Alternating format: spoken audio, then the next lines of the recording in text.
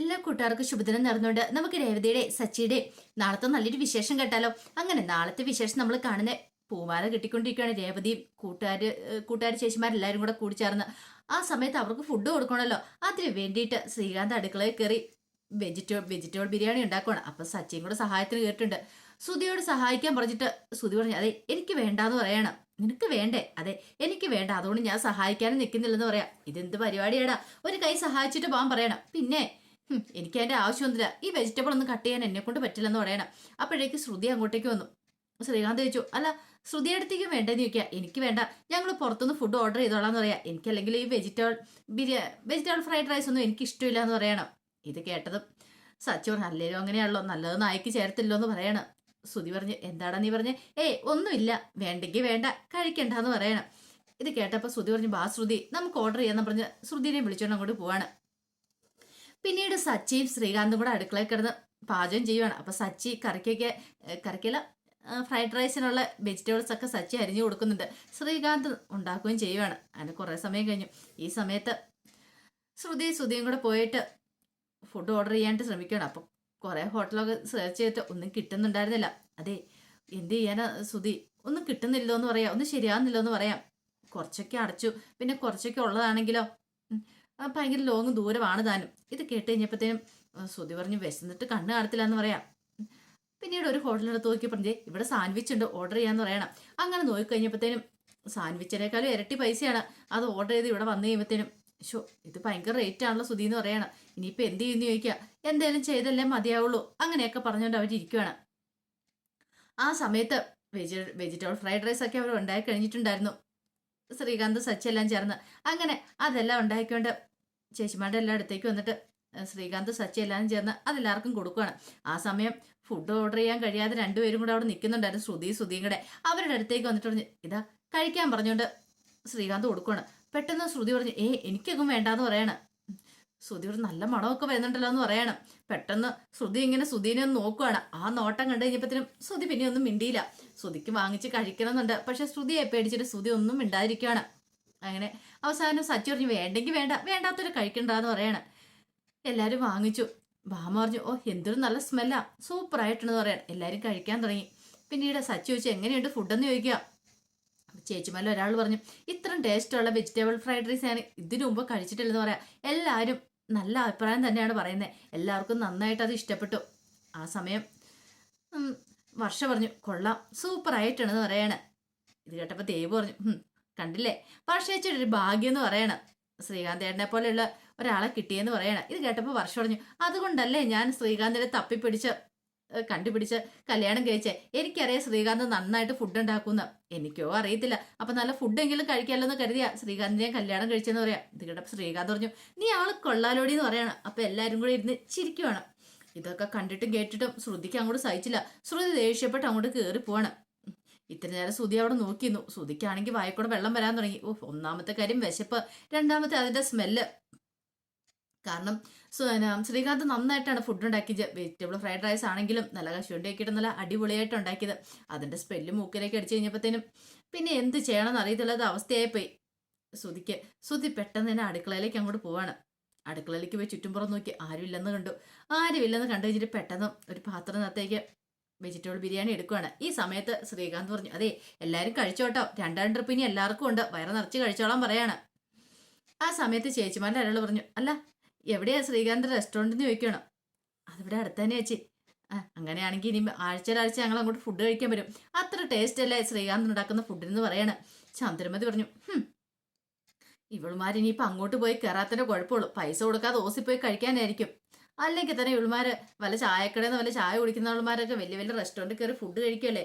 തൻ്റെ മോനെ കഷ്ടപ്പെടുത്താനായിട്ട് പോകുന്ന പോക്കാന്ന് തോന്നേ എന്നൊക്കെ ഇങ്ങനെ പതുക്കെ പറയണം. ഈ സമയം രവീന്ദ്രൻ ചോദിച്ചു, നീ എന്താ ചന്ദ്ര കുശൂഷിക്കുന്നേ? ഒന്നുമില്ല എന്ന് പറയണം. ആ സമയം ചേച്ചിമാരുടെ ഒരാൾ പറഞ്ഞു, അല്ല ശ്രീകാന്തിന് സ്വന്തമായിട്ട് റെസ്റ്റോറൻറ്റ് തുടങ്ങിക്കൂടെ? അങ്ങനെയാണെങ്കിൽ നന്നായിട്ട് അത് ശോഭിക്കുമല്ലോ എന്ന് പറയാണ്. അതേ ആലോചന ഉണ്ട് ചേച്ചി, പെട്ടെന്ന് അങ്ങനെ തുടങ്ങാന്ന് പറഞ്ഞാൽ കുറെ ലക്ഷങ്ങളൊക്കെ കൈ വേണ്ടേ എന്നൊക്കെ ശ്രീകാന്തൻ പറയാണ്. ആ സമയം ശ്രുതി അടുക്കള ചെന്നിട്ട് ഒരു പ്ലേറ്റിനകത്തേക്ക് ബിരിയാണി എടുക്കണം, നിറച്ചും എടുക്കാം. ഇത് അതാണെങ്കിൽ നന്നായിട്ട് കഴിക്കാമല്ലോ എന്നൊക്കെ ഓർത്തിട്ട് ഇങ്ങനെ എടുത്തിട്ട് പതുക്കെ അങ്ങോട്ട് മാറി കഴിക്കാൻ തുടങ്ങുമ്പോഴത്തേനാണ് വാതിലിന്റെ പിന്നെ മറിഞ്ഞിരിക്കുന്നത്. ശ്രുതിനെ കാണുന്നത്. നോയി കഴിഞ്ഞപ്പോഴത്തേനും ശ്രുതിയാണ് പടപടേന്ന് വെജിറ്റബിൾ ഫ്രൈഡ് റൈസ് കഴിച്ചുകൊണ്ടിരിക്കുക. ഒരു നിമിഷം ശ്രുതി തിരിഞ്ഞു നോക്കിയപ്പോഴത്തേനും ശ്രുതിയുടെ കണ്ടു. രണ്ടുപേരുടെ കണ്ണുകൾ തമ്മിൽ ഉടക്കി. രണ്ടുപേർക്കും എന്ത് ചെയ്യണമെന്ന് അറിയില്ല. കാരണം രണ്ടുപേരുടെ കയ്യിൽ പ്ലേറ്റും ഉണ്ട്. ഒരാൾ കഴിച്ചുകൊണ്ടിരിക്കുന്നു, ഒരാൾ കഴിക്കാൻ തുടങ്ങുന്നു. പിന്നീട് ശ്രുതിയുടെ അടുത്തേക്കുന്നു. ശ്രുതി പറഞ്ഞു, അത് പിന്നെ എനിക്ക് വിശന്നിട്ട് സഹിക്കാൻ വയ്യാതെ എന്തും നല്ല രുചിയാണെന്നറിയോ ഇതിനെന്ന് ചോദിക്കാം. ശ്രുതി പറഞ്ഞു, അത് തന്നെ എൻ്റെ അവസ്ഥ, വിശന്നിട്ട് സഹിക്കാൻ വയ്യാതെ ഞാനും വന്നേന്ന് പറയാം. പിന്നെ ശ്രീകാന്ത് നന്നായിട്ട് കുക്ക് ചെയ്യുന്ന എനിക്ക് അറിയായിരുന്നു. ഇതിന്റെ സ്മെല്ലടിച്ചിട്ട് എനിക്ക് അവിടെ നിൽക്കാൻ പറ്റിയില്ലെന്ന് പറയാണ്.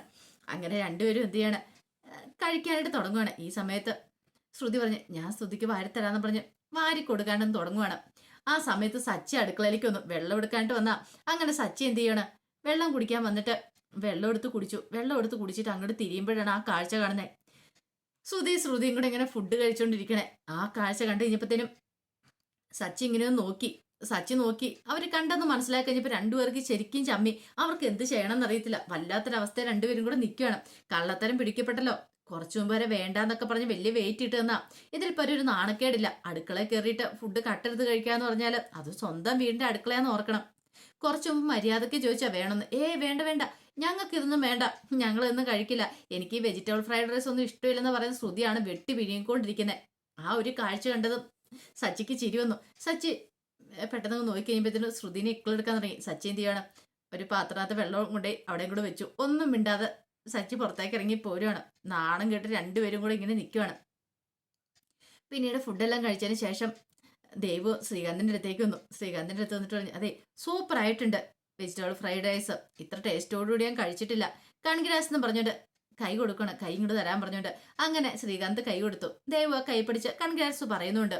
ഇത് കണ്ടുകൊണ്ട് ചന്ദ്ര അങ്ങോട്ട് വന്നേ. ചന്ദ്രമതിക്ക് ഒട്ടും അതും കൂടെ പിടിച്ചില്ല. ചന്ദ്ര ഇങ്ങനെയൊന്ന് നോക്കി. പിന്നീട് വർഷനെ നോക്കണം. വർഷം നോക്കി കഴിഞ്ഞപ്പോൾ അവിടെ ഫോണിന്റെ ഒക്കെ ഫോട്ടോസും കാര്യങ്ങളൊക്കെ എടുത്തോണ്ട് അവർ മാല കിട്ടുന്നതിന്റെ വീഡിയോസ് ഒക്കെ എടുക്കണം. പിന്നീട് വർഷനെ വിളിച്ചു, മോളെ വർഷേ നീ ഇങ്ങോട്ട് വരാൻ പറയാണ്. ഇത് കേട്ടോ വർഷ ചോദിച്ചു, എന്താ ആന്റി, ഇങ്ങോട്ട് വാ, ഒരു കാര്യം പറയാണ്ട് എന്ന് പറഞ്ഞുകൊണ്ട് മുറിയിലേക്ക് അങ്ങോട്ട് വിളിച്ചോണ്ട് പോകണം. അല്ല ആന്റി എന്തിനാ വിളിച്ചെന്ന് ചോദിക്കാം. മോളെ നീ അവിടെ പൂവിന്റെ വീഡിയോ എടുത്തോണ്ട് നടന്നോളാൻ പറയണം. ഇപ്പൊ എന്താ ആന്റി, എന്താ സംഭവിച്ചെന്ന് ചോദിക്കാം. അവിടെ നടക്കുന്ന കാര്യങ്ങളൊന്നും നീ അറിയുന്നില്ലേ ആന്റി, അവിടെ പ്രത്യേകിച്ച് എന്ത് കാര്യമാണ് നടക്കണേ, ഞാനൊന്നും കണ്ടില്ലോ എന്ന് പറയാം. അവളില്ലേ ആ ദേവു ശ്രീകാന്തിനെ കറക്കിയെടുക്കാൻ ശ്രമിച്ച കണ്ടോ. ദേവു അവന്റെ കൈയെല്ലാം പിടിച്ച് സംസാരിക്കുന്ന കണ്ടോന്ന് ചോദിക്കും. അതൊരു കൺഗ്രാസ് പറയുന്നതിന് എന്താ ആന്റി. അതൊന്നും അല്ല മോളെ, അതൊക്കെ അങ്ങനെ കാണിച്ചു കഴിയുമ്പോൾ നമുക്ക് കുഴപ്പമില്ല, നമുക്കറിയാം അവര് തമ്മില്. പക്ഷെ അവിടെ ഇരിക്കുന്നവർക്കൊന്നും അറിയത്തില്ലോ അവര് തമ്മിലുള്ള ബന്ധം എന്താന്ന്. അവര് തെറ്റിദ്ധരിക്കില്ല എങ്ങനെയാ കാണിച്ചിട്ടുണ്ടെങ്കിലും. അത് നീ ഇരിക്കണ സമയത്ത് അവന്റെ കയ്യിലൊക്കെ പിടിച്ച് ഇങ്ങനെ സംസാരിക്കാന്ന് പറഞ്ഞാൽ ഇതിൽ പല ഒരു നാണക്കേട് വേറെ ഉണ്ടോന്ന് ചോദിക്കുക. മോളൊന്ന് സൂക്ഷിച്ചോ, ആ ദേവു എന്ന് പറയുന്നത് അത്ര ശരിയല്ല, ഈ രേവതി ശരിയല്ലായിരുന്നു, അതുകൊണ്ടാണ് എന്റെ മോനെ കറക്കിയെടുത്തേന്ന് പറയണം. അതുപോലെ തന്നെ ദേവു മിക്കവാറും നിന്റെ ജീവിതം കട്ടപ്പുകയാന്ന് പറയണം. ഇത് കേട്ടപ്പം ഒരു നിമിഷം ആലോചിച്ചിട്ട് വർഷ പറഞ്ഞു, അങ്ങനെയൊന്നും ഇല്ലാന്ന് പറയണം. അങ്ങനെയൊന്നുമില്ല, നീ പറഞ്ഞിട്ട് കാര്യമില്ല, സൂക്ഷിച്ചാ ദുഃഖിക്കേണ്ടെന്ന് ചന്ദ്രമതി പറയണം. ഒരു നിമിഷം വർഷം ഒന്ന് ആലോചിച്ചു. പിന്നീട് വർഷ പറഞ്ഞു, ആന്റി വന്നേന്ന് പറയണേ, എന്താ ഇങ്ങോട്ട് വരാൻ പറയണം.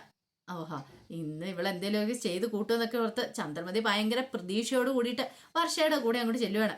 അങ്ങനെ വർഷം അങ്ങ് ചെന്നിട്ട് എല്ലാവരുടെ മുന്നിൽ ഒരു മിനിറ്റ് എന്ന് പറയണം. പെട്ടെന്ന് ശ്രീകാന്തിച്ചു, എന്താ വർഷയെന്ന് ചോദിക്കുകയാണ്. അതെ ഒരു മിനിറ്റ്, ഞാനൊരു കാര്യം ചോദിച്ചോട്ടെ. അതെ കുറച്ചു മുമ്പ് ഇവിടെ ശ്രീകാന്തും ദേവും കൂടെ കൈ കൊടുത്തൊക്കെ സംസാരിച്ചായിരുന്നു, ആർക്ക് എന്തെങ്കിലും തെറ്റായിട്ട് തോന്നിയിട്ടുണ്ടോ എന്ന് ചോദിക്കുകയാണ്. അപ്പോൾ കൂടിയിരിക്കുന്ന ചേച്ചിമാരൊക്കെ പരസ്പരം നോക്കി. പെട്ടെന്ന് രേവതിച്ചു, എന്താ വർഷം നീ എന്താ ഉദ്ദേശിക്കണമെന്ന് ചോദിക്കുക. അല്ല അവർ തമ്മിൽ അങ്ങനെ സംസാരിക്കുന്നത് കണ്ടിട്ട് നിങ്ങൾക്ക് ആർക്കെങ്കിലും എന്തെങ്കിലും തെറ്റിദ്ധാരണ ഉണ്ടായെന്ന് ചോദിക്കും. അപ്പൊ പോകട്ടെന്ന് ചേച്ചിമാർ ഒരാൾ പറഞ്ഞു, ഞങ്ങൾ തെറ്റിദ്ധരിക്കാനോ, ഞങ്ങൾക്ക് ഞങ്ങളുടെ ദേവുവിനെ അറിയാം, പണ്ട് മുതലേ അറിയാവുന്ന, കുഞ്ഞുനാളിലെ മുതലേ അറിയാം, പിന്നെ ഞങ്ങൾ എന്തിനാ അവളെ തെറ്റിയിരിക്കുന്നത്. പിന്നെ ശ്രീകാന്ത് എന്ന് പറഞ്ഞാല് രേവതിയുടെ അനിയനല്ലേ, അതുകൊണ്ട് ഞങ്ങൾക്ക് ഒരു തെറ്റിദ്ധാരണ ഇല്ലെന്ന് പറയണം. ഇത് കേട്ടും രേവതി പറഞ്ഞു, എന്താ പക്ഷേ നിനക്കിപ്പോൾ എന്തെങ്കിലും ബുദ്ധിമുട്ടുണ്ടോ, നീ അങ്ങനെയൊന്നും വിചാരിക്കുകയും ചെയ്യരുത് കേട്ടോ, ദേവു നല്ലവളാ, അത് മാത്രമല്ല ശ്രീകാന്ത് അവര് ഫ്രണ്ട്സാണ്, അവരങ്ങനെ അടുത്തിടവേന്ന് അടുത്തോണ്ട് നീ തെറ്റിദ്ധരിക്കില്ലെന്ന് പറയണം. ആർക്ക് തെറ്റിദ്ധാരണ? എനിക്കോ? എനിക്ക് അങ്ങനെയൊന്നും ഇല്ലാന്ന് പറയണേ. തെറ്റിദ്ധാരണ മൊത്തം അതെ ആന്റിക്കാന്ന് പറയണം. ഒരു നിമിഷം ചന്ദ്രമതി ഉരുകി ഒലിച്ച് നിൽക്കുകയാണ്. അതെ ആന്റി എന്താ പറഞ്ഞെന്നറിയോ, ഇങ്ങനെയൊക്കെ ഇടപെടുമ്പോൾ സൂക്ഷിക്കണോന്ന്. ഇത് കേട്ടതും ചന്ദ്രമതി ഒന്നും ഇടാത്തൊരവസ്ഥയിൽ നിൽക്കുകയാണ്. ചന്ദ്രമതി, അല്ല അത് പിന്നെ ഞാൻ അങ്ങനെയൊന്നും ഉദ്ദേശിച്ചില്ല, വെറുതെ. ഇത് കേട്ടപ്പോൾ രേവതി പറഞ്ഞു, അതെ അമ്മ ഒരു കാര്യം വിചാരിക്കണം, അമ്മയുടെ സ്വഭാവം എല്ലാവർക്കും ഒന്നും അമ്മ വിചാരിക്കരുത്. അവരങ്ങനെ സംസാരിച്ചെന്ന് ഓർത്തോണ്ട് എൻ്റെ ദേവു അങ്ങനെ പോകുന്നോളല്ല. അങ്ങനെ പോവാനായിരുന്നെങ്കിൽ അവൾക്ക് പണ്ടേ ആവായിരുന്നു. അവൾ അങ്ങനെ ഒരിക്കലും പോവില്ലെന്ന് എനിക്ക് പൂർണ്ണ ബോധ്യമുണ്ട്. പിന്നെ അമ്മയുടെ കണ്ണിന്റെ കുഴപ്പം അത് മാറ്റിയെടുക്കാണ്ട് ഞങ്ങൾക്ക് പറ്റില്ല എന്ന് പറയണം. ഇതെല്ലാം കൂടെ സച്ചു പറഞ്ഞു, ആഹാ കൊള്ളാലോ, അതിന്റെ ഇടയ്ക്കിട്ട് പാര പണിയായിട്ട് വന്നിരിക്കും അല്ലേന്ന് ചോദിക്കുവാണ്. വർഷ പറഞ്ഞു, എനിക്ക് കുഴപ്പമൊന്നുമില്ല, ശ്രീകാന്തിനെ എനിക്കറിയാം, ശ്രീകാന്ത് എന്റെ ഭർത്താവാണ്. ശ്രീകാന്ത് എവിടം വരെ പോവും എന്തൊക്കെ ചെയ്യുന്ന എനിക്ക് വ്യക്തമായിട്ട് അറിയാം. അതുകൊണ്ട് ആ കാര്യത്തിൽ എനിക്ക് ഒരു വിശ്വാസക്കേടുമില്ല ശ്രീകാന്തിനെ. പിന്നെ ദേവുവിന്റെ കാര്യത്തിൽ എനിക്ക് അങ്ങനെയൊന്നും തോന്നിയിട്ടില്ല. പിന്നെ അമ്മയ്ക്ക് അങ്ങനെ തോന്നിയിട്ടുണ്ടെങ്കിൽ എനിക്കൊന്നും ചെയ്യാനായിട്ട് പറ്റില്ല എന്ന് പറയണം. ചന്ദ്രമതിക്ക് ഇതിരിപ്പോ ഒരു അടി കിട്ടാനില്ല. പൊതുസാഹസി വെച്ച് പറയുന്ന എല്ലാരും കൂടെ നാണം കെടുത്തുന്ന പോലെ ചന്ദ്രനെ നോക്കുകയാണ്. ചന്ദ്രമതി തൊലിവിരിഞ്ഞ് ഇങ്ങനെ നിൽക്കുകയാണ്. പെട്ടെന്ന് രവീന്ദ്രൻ ചന്ദ്രനെ നോക്കി ഇങ്ങോട്ട് വരാൻ പറയാണ്. വിളിച്ചു. പിന്നീട് വിളിച്ച് മുറിക്കകത്തേക്ക് കൊണ്ടുപോയി. നിനക്ക് എന്തിന്റെ കേടാന്ന് ചോദിക്കുകയാണ്. നിനക്ക് നാണം ഉണ്ടോ ചന്ദ്രേ? നാണം ഉണ്ട്, നീ ഇങ്ങനെയൊക്കെ പറയുമായിരുന്നോ? ഇതിന്റെ വല്ല ആവശ്യം ഉണ്ടായിരുന്നോ നിനക്ക്? മനുഷ്യനെ വെറുതെ നാണം കെടുത്താനായിട്ട് സ്വന്തം കാര്യം നോക്കി നിന്നാ പോരെ, മറ്റുള്ളവരുടെ കാര്യത്തിൽ ഇടപെടേണ്ട കാര്യമുണ്ടോ? ഒന്നുമല്ലെങ്കിൽ ഇത്ര പ്രായമൊക്കെ ആയല്ലേ, അടങ്ങി ഒതുങ്ങി ഇരിക്കാൻ വിലയെന്ന് ചോദിക്കുകയാണ്. ആ സമയത്ത് വർഷ അങ്ങോട്ട് വന്നിട്ട് പറഞ്ഞു, അതെ ആന്റി, ആന്റി ഇപ്പൊ ഇങ്ങനെ പറഞ്ഞിട്ടുണ്ട്, അങ്കിളുടെ വീട്ടിൽ നിന്ന് ആരുടെ ഫ്രണ്ട്സ് ആരെങ്കിലും ഒക്കെ വന്നിട്ടുണ്ടെങ്കിൽ ഇങ്ങനെയൊക്കെ പറഞ്ഞിട്ടുണ്ടെങ്കിൽ ആന്റിക്ക് സഹിക്കുമെന്ന് ചോദിക്കുക ആന്റിയെ കൂട്ടിക്കൊണ്ട്. ഇത് കേട്ടപ്പോൾ ചന്ദ്രമതി, അല്ല അത് പിന്നെ വർഷമോളെ ഞാൻ വേണ്ട, കൂടുതലൊന്നും പറയണ്ട, ആന്റി ഇനി ഇങ്ങനത്തെ കാര്യങ്ങളൊന്നും ഇടപെടണ്ട കേട്ടോ എന്നൊക്കെ പറഞ്ഞിട്ട് താക്കീതും കൊടുത്തിട്ട് വർഷം അങ്ങോട്ട് പോവാണ്.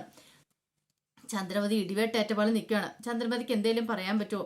ഒന്നും പറയാൻ പറ്റില്ല. ഇനി പറഞ്ഞിട്ടും കാര്യമില്ലെന്ന് മനസ്സിലായി. അങ്ങനെ ആകെപ്പാടെ നാണം കിട്ട അവസ്ഥയിൽ ചന്ദ്രൻ നിൽക്കുകയാണ്. അപ്പൊ അതിന്റെ വിശേഷങ്ങളൊക്കെ നാളെ കാണാൻ പോന്നെ. ആ വിശേഷങ്ങളൊക്കെ നമുക്ക് എല്ലാവർക്കും കാത്തിരിക്കാം കേട്ടോ. അതുകൂടാതെ നെക്സ്റ്റ് വീക്ക് പ്രൊമോ ഇന്നലെ ഞാൻ ചാനലത്ത് അപ്ലോഡ് ചെയ്തിട്ടുണ്ട് കേട്ടോ. അപ്പോൾ ഒരാഴ്ചത്തെ ഫുൾ വിശേഷങ്ങൾ അതിനകത്ത് ഞാൻ അപ്ലോഡ് ചെയ്തിട്ടുണ്ട്. അപ്പോൾ അത് മറക്കാതെ എല്ലാവരും കയറി കാണണേ. അപ്പോൾ അതിനു മുമ്പ് ആദ്യമായി കാണുന്നവരാണെങ്കിൽ ചാനൽ ഇഷ്ടപ്പെട്ട ഒന്ന് സബ്സ്ക്രൈബ് ചെയ്യാൻ മറക്കരുത്. വീഡിയോ ഇഷ്ടപ്പെടുവാണെങ്കിൽ ലൈക്ക് ചെയ്യാനും കമന്റ് ചെയ്യാനും മറക്കരുത് കേട്ടോ. ഒരിക്കൽ കൂടി എല്ലാവർക്കും ശുഭദിനം നേർന്നുകൊണ്ട് നിർത്തുന്നു.